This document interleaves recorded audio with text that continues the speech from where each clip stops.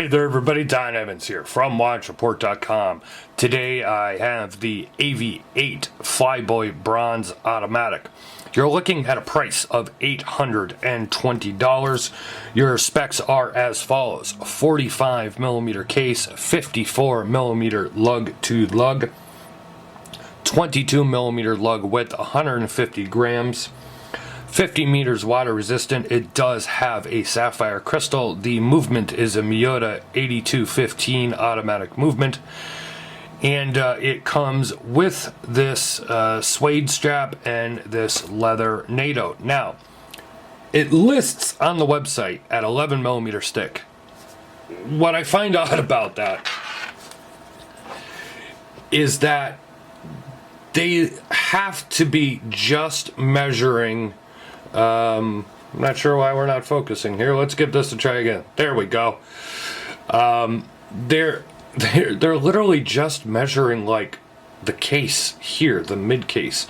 From the case back to the bezel, it's like 13, and with that domed sapphire crystal, it is 15mm stick. Let me go ahead and give you a walk around here, so you could see the brushing, the finishing, the crown, and everything else. If you didn't know your watch was bronze, it does say bronze engraved on the side of the case, just in case you look down at your wrist and you ever forget. I know that could happen, you know. Here is the case back. Here is out of focus. Ah, there we go. All right. Technical difficulties. I'll tell my program manager after I'm done. But here is a look at the case back and the Miata movement. Give you a closer look at the dial here.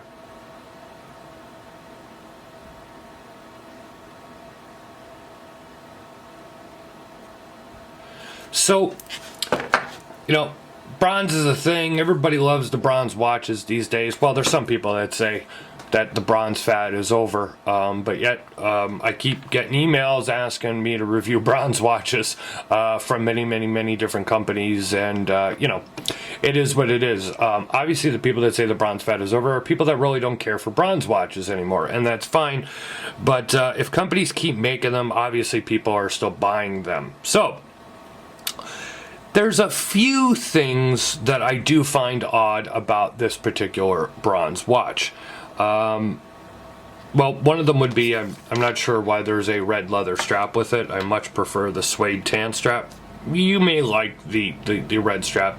Totally not for me. I'm guessing it's matching the red on the dial. I personally would have preferred like a nice dark brown strap, or even a black strap. With that out of the way, so the actual case and bezel are made of bronze.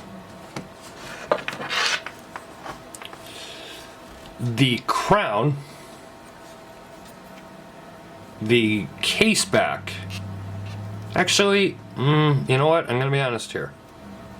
I am not 100% sure on the crown. The crown itself may be solid bronze as well. I do know the case back, and you could see the difference in color, and the buckle are stainless steel plated with like a PVD bronze. Now, what's weird about that is most bronze watches, you know, the case is bronze. Sometimes, a lot of times, the crown is stainless steel or titanium, and the buckle is stainless steel or titanium, and the case back is stainless steel or titanium. And even though it gives you a difference of color, and this is obviously a lot more cohesive in look, it's only cohesive in look as long as you keep the bronze itself clean and polished. if the bronze case starts to patina, as most bronze does, because most people like that patina, they don't want to keep it clean and polished and keeping it look like brand new. Part of the allure or the attraction is that patinaed bronze case, because everybody's watch, depending on where you live or what activities you do, is going to patina differently and kind of give your own unique look to the watch. As that happens, the case back and the buckle are going to look exactly the same, because it's just a plated stainless steel. It's not going to change color at all. And again, I'm not 100% sure on the crown. I do believe the crown, as I look at it, and the difference in the color of the case and case back is actual bronze. But as I said, the patina, once it starts to patina, it's not going to match the case back in terms of, well, it really doesn't match it now, if I'm being honest, because the color is off, the tone is off from that bronze plating to the bronze case. So maybe my point is moot to begin with. I've just never seen that before. Let's go with that. I've never seen that before. Beyond that, you do have a Miata Movement at $820, quite expensive for a Miata 8215 Movement. You know, I could go on, and everybody can disagree or agree with me. It doesn't matter. It's my own personal opinion, and yes, different watches, you know, when I look at the case or I look at the dial or I look at what the watch offers, you know, I can negate the movement. Other watches, I can't. It goes on a case-by-case basis. I don't paintbrush everything.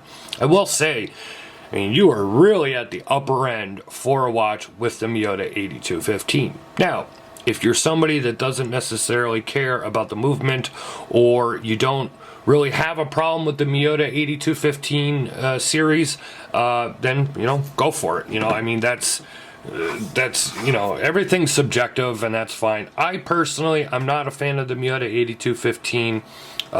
You know, the second hand can stutter. Of course, it does not, you know, stop running when you pull out the crown. You know, so, you know, you got to play with it then, how to set it to try and make it accurate as possible. And it's not a greatly accurate movement on top of that either. So those are my issues. Let me show it to you here on my 7.5-inch wrist. You do actually have a very nice long strap, which is something that we just don't see a lot of from brands these days. Let me go ahead and zoom out, not zoom in, zoom out. There we go. There it is on my 7.5-inch wrist. And as you can see what I said about the strap here, you know, I have to go all the ways up here. You got a lot of room left if you have a wrist smaller than mine. You got a pretty damn decent amount of room here if your wrist is bigger than mine. The one thing though, this keeper stays put here. Oh, that's why. There was a green suede keeper, which I actually have in the box over here, that I took off because I didn't like the look of it at all.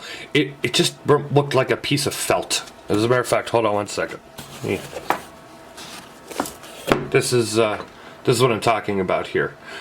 This one is stationary. This one is the movable one. This just looked like a piece of felt to me and looked pretty cheap. So I took it off of there. I'm not sure what's with the green and the red. I don't know. I'm not sure if it's supposed to be a Christmas related watch or whatever.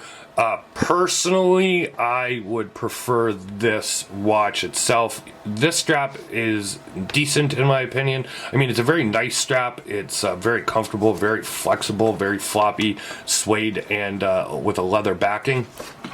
You can see the leather backing here. It's very flexible. It's very, very pliable and soft.